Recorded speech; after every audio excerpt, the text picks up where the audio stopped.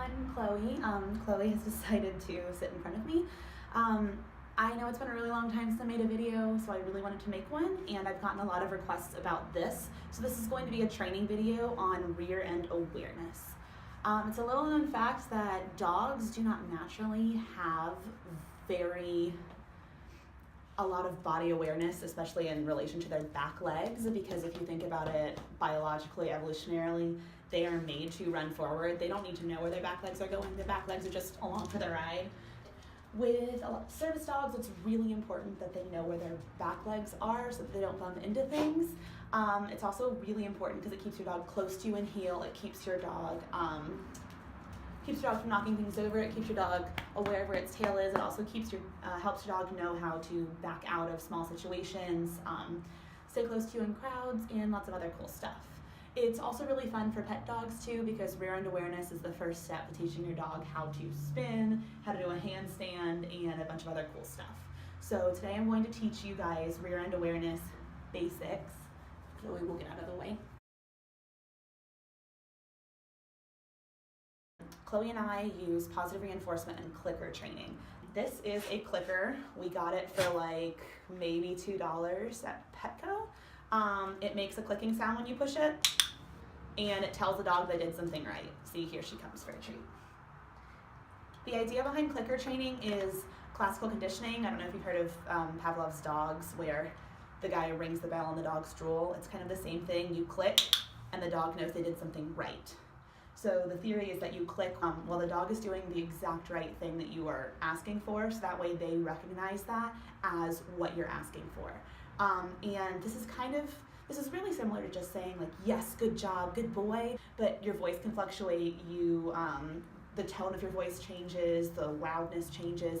Meanwhile, this click is always consistent, and the dog is always going to recognize it as the right thing that they're doing.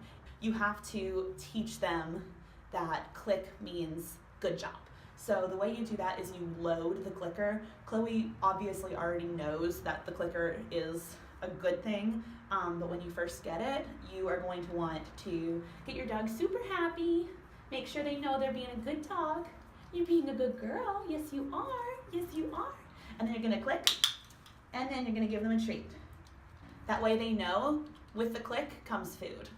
So they hear the click, they're like, oh, I did it right, I'm gonna get food now. Good girl.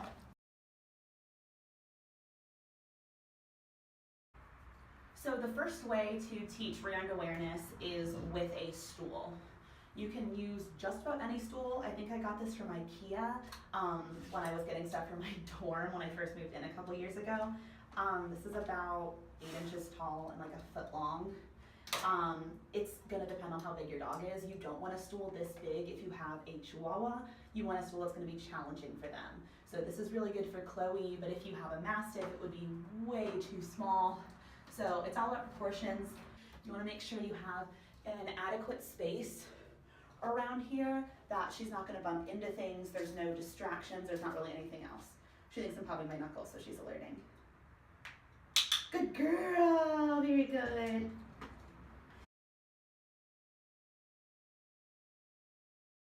She already knows this pretty well. It's one of her favorite things to do. So your dog is not going to look like this in the first try. This took us months of practicing and practicing and practicing. But this is the end goal. She sees the stool, she runs up to it and puts her feet on it because she loves working. You see her tail wagging. Off. Thank you. So what you're gonna wanna do is you're going to want to introduce the stool. The dog might look at it like it's weird. Off. Get off. But you want to click and treat for even acknowledging the stool. If your dog sniffs the stool, Chloe, check it out. Check it out. Good girl. Every time they have an association, they interact with it, they show interest in the stool, you click and treat because that's what you want. You want the dog to be interested. Check it out. Look. Good girl. After your dog has gotten pretty desensitized to it and knows what it is, isn't super interested, you can start using a treat to lure your dog up onto the stool. Now this might be super easy for some dogs, this might be super difficult for other dogs. So what you want to do is you want to take every single small step towards the end goal as a huge, huge progress. They might only lift their front paw. They might barely lift it. They might take a step forward. You want to reward any little step the dog takes. So if your dog only like partially lifts a paw, click and treat. They're gonna realize that's a good thing. After, your dog is gonna realize that, oh, I'm supposed to lift my paws up, you can start luring them over. Paws up, good girl.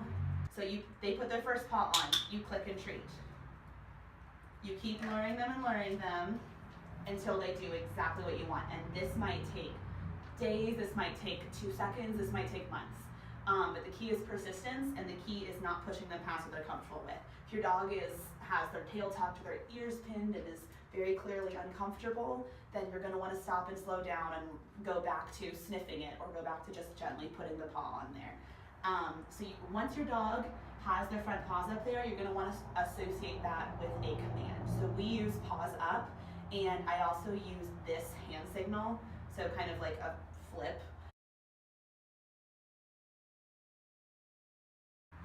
So as of right now, your dog has acknowledged the fact that the stool exists, and your dog is okay with putting its paws up on there. So Chloe, paws up. Good girl. The next step is actual rear end awareness.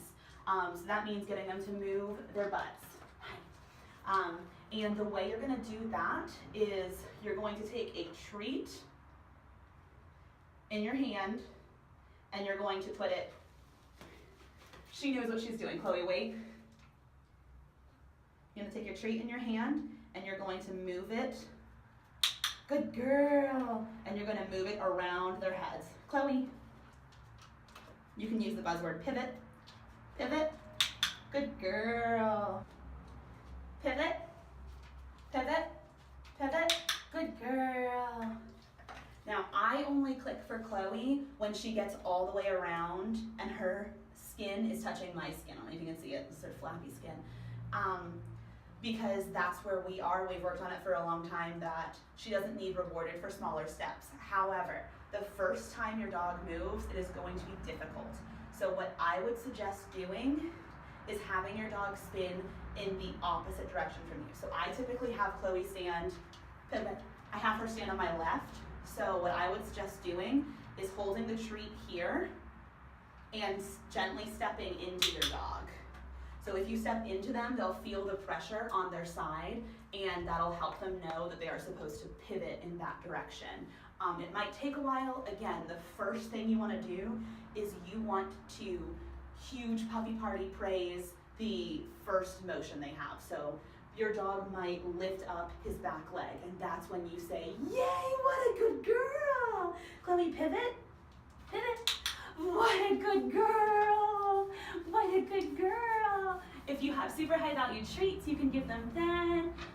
But you give a puppy party and you tell them that they did exactly what you wanted. If they keep doing it, then you can slow it down and just say, Chloe, pivot.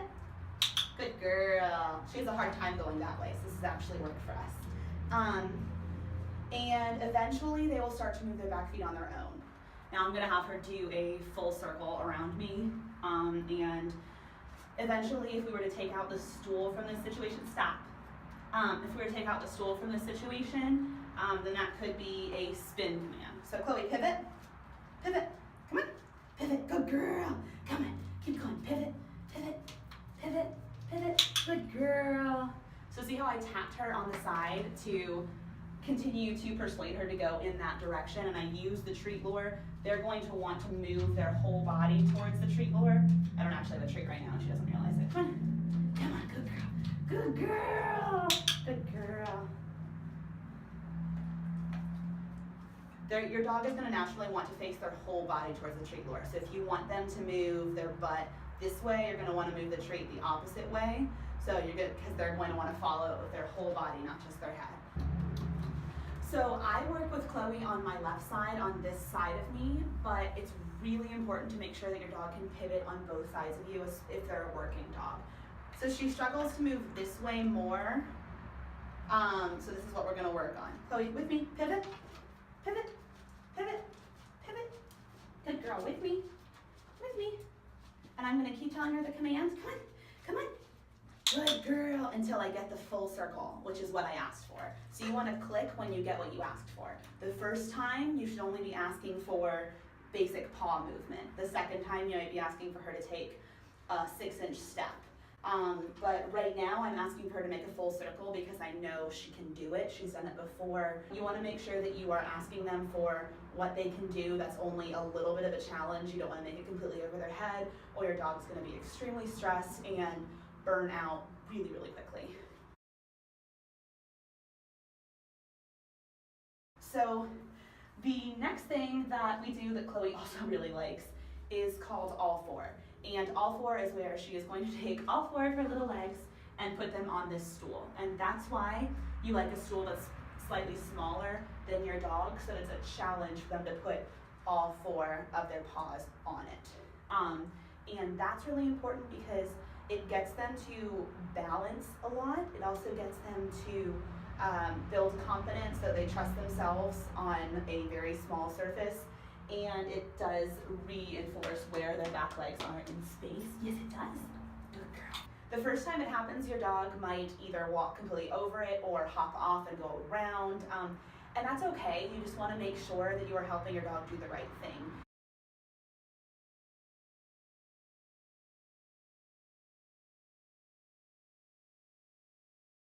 So eventually they're going to want to put their feet up, and what you want to do is you want to make sure that if your dog gets all 4 feet up, you want to click the second they have all 4 feet up, because they're probably going to wobble and fall off the first time, and you want to make sure they're associating the good behavior with all 4 feet up and not falling off.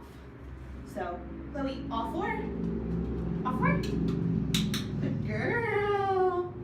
Very smart.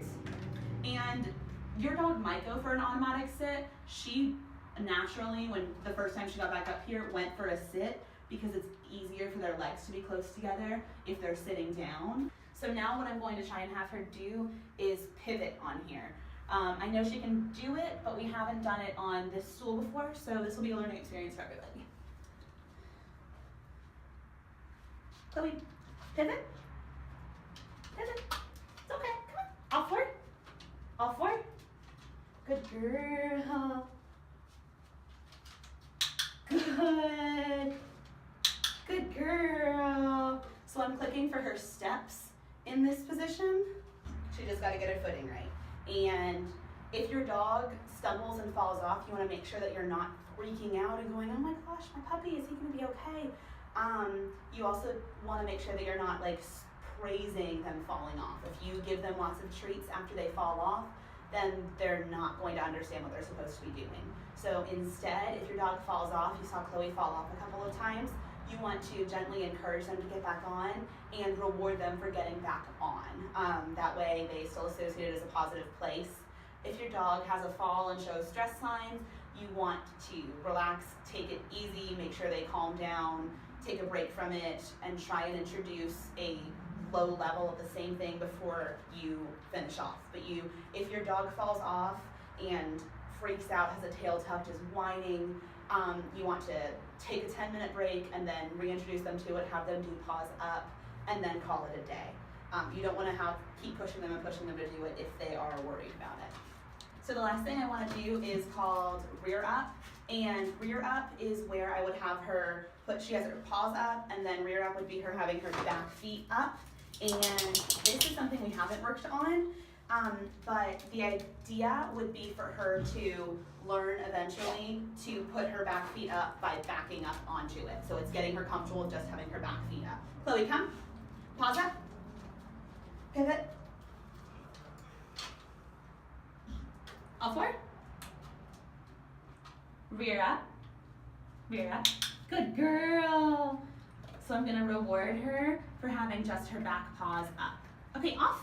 Good girl. All right, and that's about it for an awareness today. After you finish a training session, you do want to make sure that you're giving your dog a couple minutes of free play time. Chloe really likes to play tug on a rope, so I will go get her rope and we are going to play tug for a couple minutes, just to let your dog burn off built up energy, because when they're working, they're super focused. It's the same way kids need recess at school. Dogs need to have a break afterwards because they were really focused and need to relax and have some fun for a second, right, baby? If you have any questions, as usual, you can send me an email. I know I haven't been super responsive to emails. My life's been pretty crazy, and I'm going to explain that in a future video. But if you shoot me emails starting today, I will do my darndest to answer them in a timely manner. Please leave comments below if you have any other video ideas or questions about this, and I will see you guys next time.